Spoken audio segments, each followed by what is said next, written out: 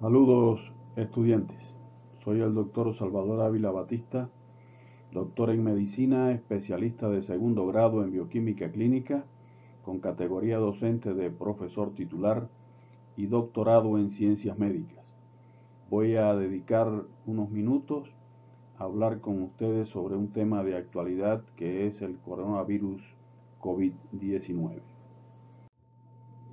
Para hablar de esta parte, tenemos que comenzar por decir que el término virus significa en latín veneno y designa a determinados complejos macromoleculares formados por ácidos nucleicos envueltos en proteínas con la capacidad de replicarse en el interior de las células. Los virus se consideran como parásitos intracelulares obligados, ya que no tienen metabolismo propio y por lo tanto necesitan utilizar la maquinaria bioquímica de las células donde se hospedan para poder multiplicarse y mantener su ciclo de vida. Los genomas de los virus pueden ser de dos tipos, ARN o ADN, pero nunca pueden estar presentes los dos tipos de ácidos nucleicos al mismo tiempo. Los componentes de los virus se ensamblan espontáneamente y eso es un elemento importante, puesto que cuando se va a multiplicar el virus dentro de la célula, sus partes se generan por separado y ellas se organizan para ensamblar al virus infectante de manera espontánea. Los virus poseen una morfología de cápside que puede ser sin envoltura o con envoltura. En esta imagen que tenemos aquí, vemos en primer lugar un virus sin envoltura. Este virus, como podemos apreciar, está rodeado por proteínas que constituyen la cápside. Cada una de estas subunidades que forman a la cápside se llaman caxómeros. Y dentro está el ácido nucleico, que puede ser ARN o ADN, según el tipo de virus. Ahora, hay virus como este que estoy mostrando acá, que son virus envueltos. Los que no tienen envoltura se llaman también virus desnudos.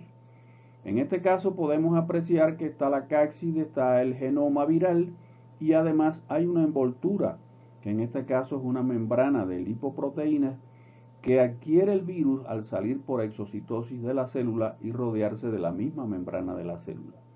En esta membrana podemos apreciar estos elementos salientes que son las glucoproteínas, conocidas también como espículas, y que le sirven al virus para fijarse a la célula que va a infectar. La cápside se ensambla partiendo de subunidades pequeñas, es decir, proteínas pequeñas, que se van a organizar, por ejemplo, en este caso, para formar estas estructuras triangulares en números de 5 y que después se organizan para formar este pentámero, que ya se considera como un caxómero, y este caxómero se va a unir para formar esta figura, que es una figura geométrica que constituye al llamado virión maduro y que está formada por 12 pentámeros.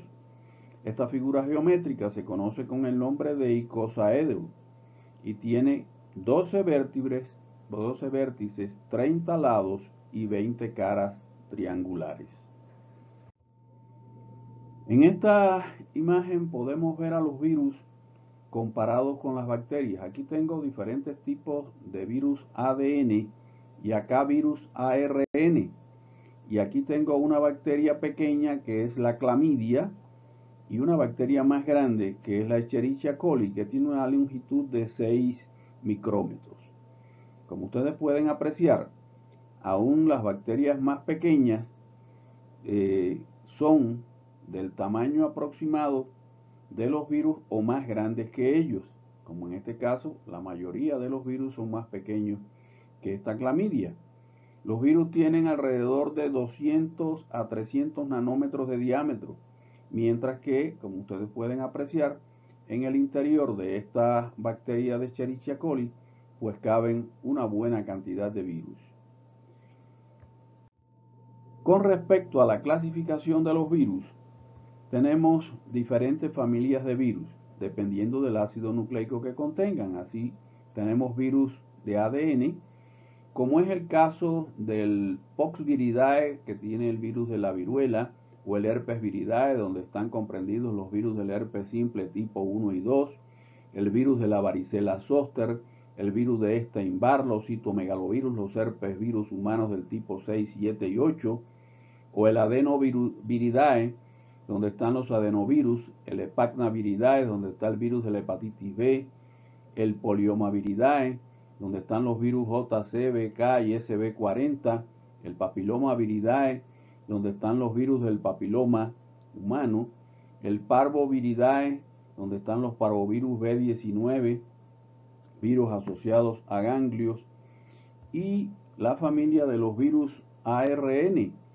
donde algunos representantes de estos virus que contienen ARN en su genoma son los Paramyxoviridae, donde está el virus de la parainfluencia, el virus Sendai, el virus del sarampión, el virus de la parotiditis, el virus sincitial respiratorio, los Orthomyxoviridae, donde está el virus de la gripe tipos A, B y C, los Coronaviridae, que son los que nos ocupan hoy, dentro de ellos los llamados coronavirus, el Arenaviridae, donde está el virus de la coriomeningitis linfocitaria, el Rhabdoviridae, donde se encuentra el virus de la rabia, el virus de la estomatitis vesiculosa, el Filoviridae, donde está el virus del ébola, el Bunjaviridae, donde está el virus de la encefalitis de California, el Retroviridae, donde está el virus de la leucemia de linfocitos T humana y el virus de la inmunodeficiencia humana o VIH, los Reoviridae, donde están los rotavirus,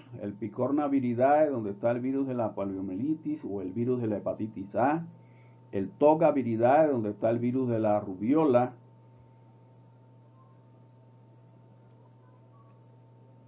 y pasando al virus que nos interesa, en este caso a los coronavirus, aquí podemos ver una imagen de la corona solar.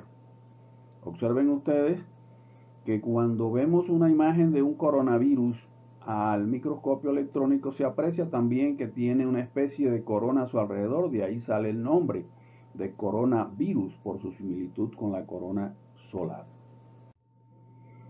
Existen diferentes tipos de coronavirus.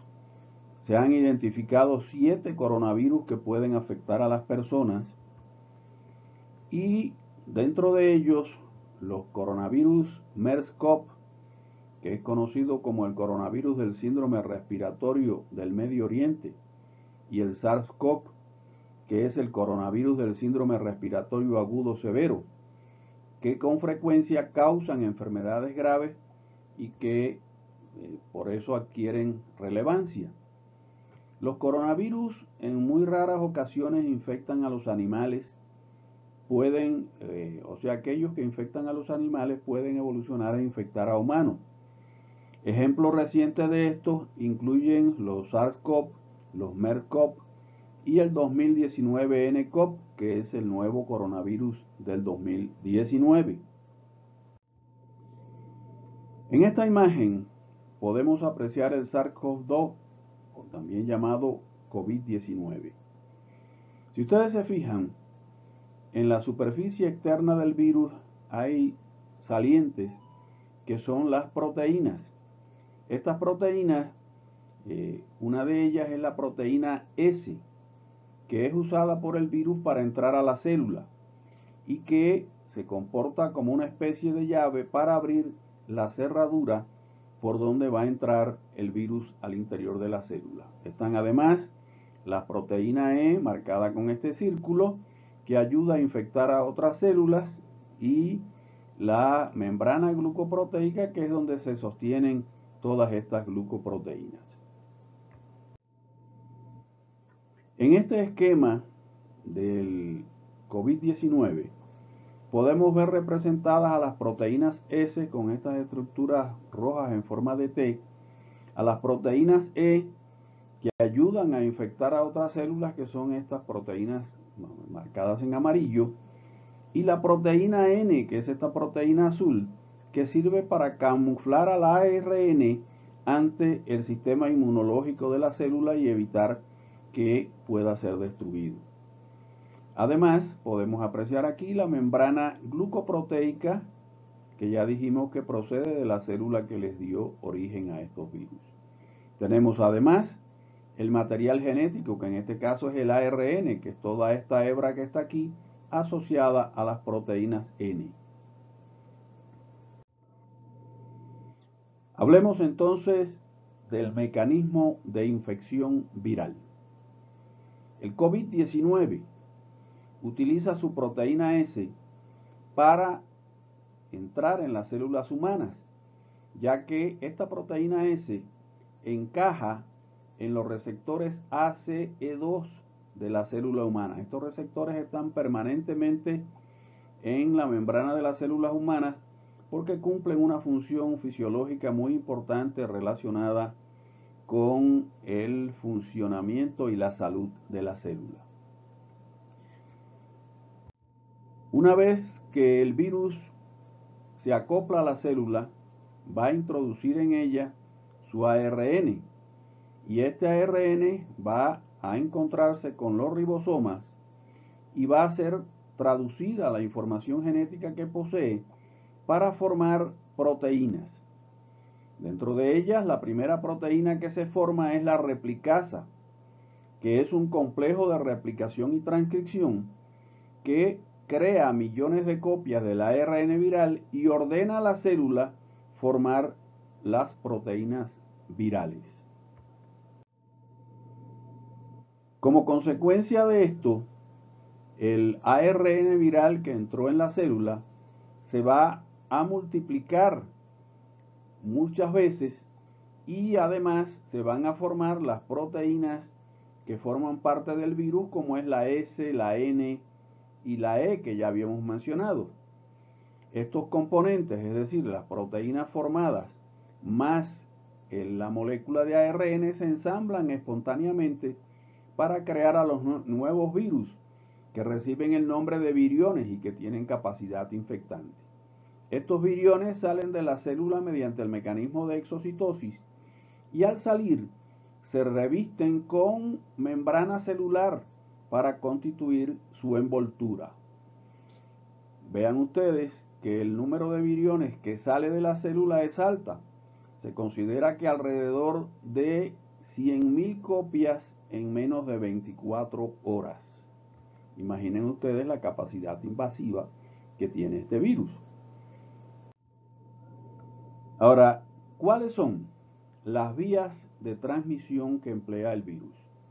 La vía fundamental es la vía aérea, a través de las pequeñas gotas de saliva que se producen cuando una persona infectada tose o estornuda, también cuando habla, son las llamadas gotas de Flügger. Este virus también tiene la posibilidad de transmitirse cuando nosotros tocamos superficies contaminadas y después de esto nos tocamos los ojos, la nariz o la boca, ya que estas mucosas tienen o constituyen la puerta de entrada para el virus y nosotros con las manos contaminadas, pues los colocamos en el sitio que ellos necesitan para poder infectarnos. ¿Cuáles son los síntomas y signos que presenta la enfermedad producida por el COVID-19? Pues en términos generales es una afección parecida a la gripe, donde hay toma del estado general, cefalea, tos y fiebre, aunque pueden aparecer otros signos adicionales como puede ser diarrea, vómitos, etcétera, etcétera. Ahora, esto es lo que ocurre en la forma leve de la enfermedad, pero en algunos momentos o en algunas oportunidades esta enfermedad puede ser más grave y en algunas personas puede llegar a provocar neumonía o dificultad respiratoria. tan intensa que puede necesitar de ventilación mecánica e ingreso en una unidad de cuidados intensivos. En algunos casos, la situación se hace más grave y los pacientes han llegado a presentar insuficiencia orgánica, sobre todo insuficiencia renal, o han caído en shock séptico. En cuanto a la mortalidad, el virus puede provocar la muerte en alrededor de un 3% de los individuos infectados. Existe un riesgo particular para las personas de edad avanzada o las que tienen otras afecciones concomitantes como son el asma, la diabetes o las cardiopatías. Estas personas pueden ser más vulnerables y la enfermedad se puede manifestar de manera más grave en ellos. El tratamiento que vamos a emplear de manera profiláctica consiste principalmente en el lavado de manos.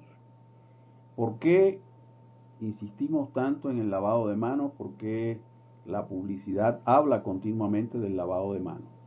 Porque principalmente son las manos las que van a trasladar el virus al tocar superficies contaminadas y llevarlas hasta las puertas de entrada. El virus es particularmente sensible al jabón, es decir, el coronavirus tiene como parte más frágil a la membrana que lo protege. Y cuando se pone en contacto con el jabón, las moléculas de jabón son capaces de romper a esta membrana, que es una lipoproteína, y consecuentemente, al abrirse o al romperse esta membrana, el ARN viral sale y consecuentemente el coronavirus queda desactivado e incapaz de infectar. Otras medidas son taparse la boca y la nariz al estornudar o toser. Debemos utilizar la técnica conocida como estornudo de etiqueta, es decir, colocar el antebrazo delante de la boca y la nariz para evitar el esparcimiento de las gotas de Flügger que se producen durante este acto. Por otro lado, hay que evitar tocarse la cara para no llevar las partículas virales hasta los sitios de entrada en los ojos, la nariz o la boca. Mantener la distancia física adecuada.